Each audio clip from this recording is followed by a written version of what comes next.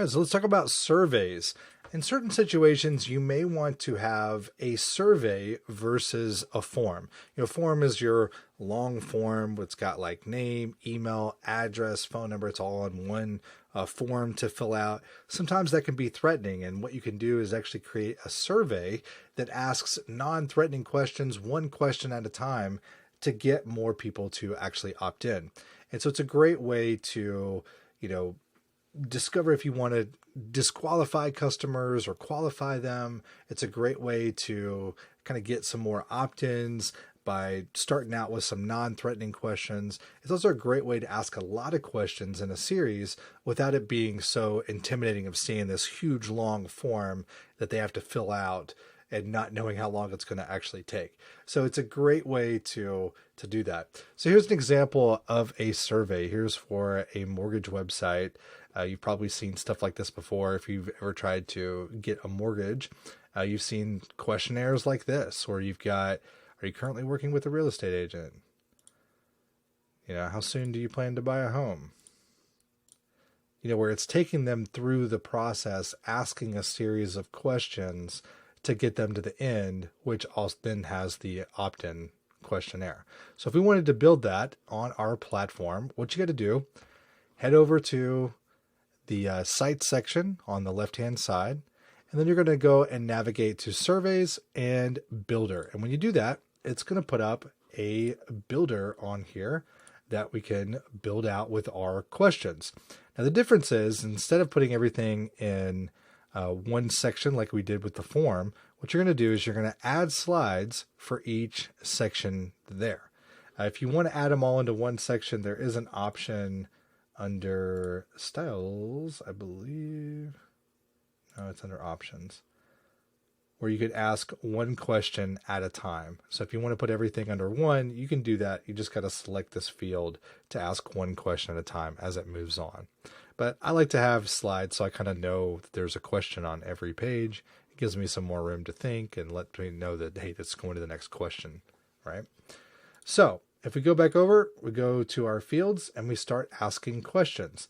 So what I like to do in surveys, I like to start out with non-threatening questions first. I like to start out with things that they're not really giving up their personal contact information yet. I save that for the end. So in my first couple of questions on my survey, I usually ask custom field questions where I've created different questions that they can pick from, or something that's not going to, they won't care to answer right away. So first we'll select challenges and bring that over. What are your challenges? We might do, how soon do you want to get started? Those are the types of questions, things like that. You can customize your survey however you want with whatever questions you want. If you want to add questions, you click on custom fields over here to your right and add custom field. And then you can go and add different options here. So you can add a text question, you can add checks boxes for them to click, drop down boxes, all kinds of stuff on here. You just want to play with these. What I like to do is when I'm teaching somebody new on how to use the platform, just go in and add one of these and play with the settings and see what it looks like on the page for each time you do it. And then you're going to get a really good feel for what all is available and what it's going to look like in the end. Now, what you want to do is build out your questions. Once you get through the basic ones, then you start asking for personal contact information, because obviously we want to opt in with this. So we might ask their first name and last name. Okay. Then we ask for a phone number. So you go through and start asking them for that. Then we ask for an email. Now, once you're done on there, all you got to do is click Save Survey. That's going to save your survey here. And what we need to do is to give this a name. So we'll go up here to Options. We'll scroll to the top, and we've got Survey 2 here.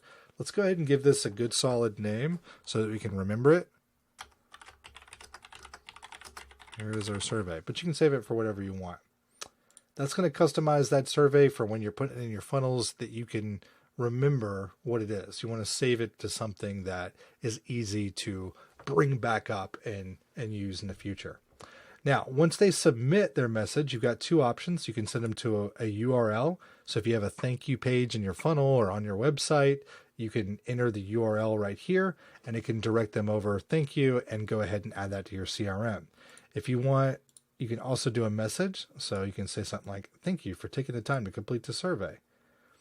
You can also have disqualifying messages.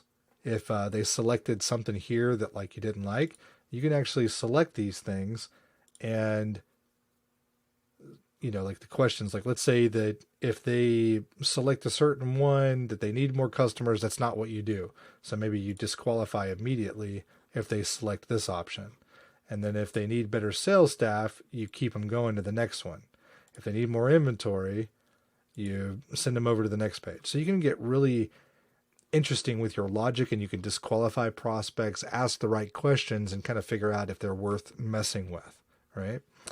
Now, once you finish all of that, you save your survey, and now the survey can go on the website. So our survey is saved. We'll navigate back over to our website.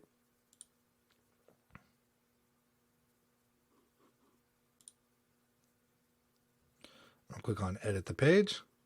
And all we're going to do is add an element. So if you remember, inside a row, you can add an element. So if this isn't here, you can kind of add another one, add an element, and we need to find survey.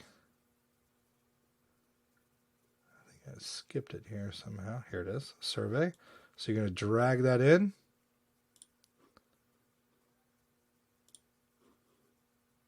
And you'll select your survey. So we saved it as here is our survey. So there we go. So now you can see our survey is on the page. And if we save this and preview it, let's see what it looks like.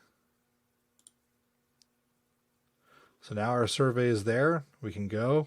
And if you remember, if they select need more customers, it disqualifies them and doesn't let them continue.